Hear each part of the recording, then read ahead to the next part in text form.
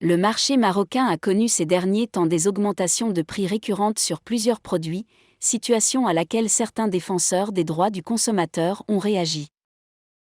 Huile de table, pain à base de blé dur, semoule, café, riz et thé.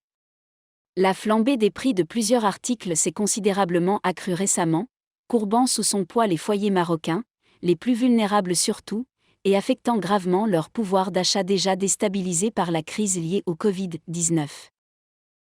La tendance haussière actuelle fait appréhender d'autres éventuelles augmentations qui poignent à l'horizon, notamment pour la semoule et la farine de blé dur.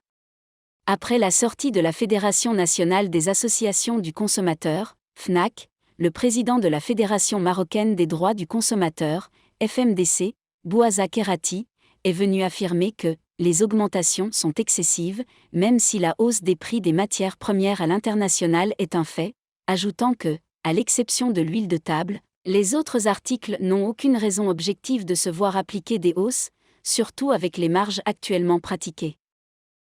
Dans le même contexte, et en comparaison avec les pays voisins, Kerati a indiqué que on constate des augmentations excessives par rapport à l'application de la loi afférente à la liberté des prix et de la concurrence.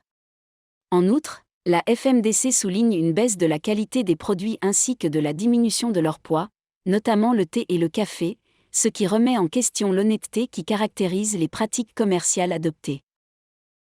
Par ailleurs, d'autres défenseurs du consommateur ont déclaré qu'après les augmentations des prix de divers produits alimentaires qui ont été dénoncés par la FMDC, le marché des matériaux de construction a connu lui aussi une hausse de prix sans précédent sur toutes les matières premières, y compris le verre, dont le prix est passé de 70 dirhams le mètre carré à 135 dirhams. Une augmentation de 23% a été enregistrée pour l'aluminium et le PVC, tandis que d'autres matières premières coûtent désormais 10% plus cher.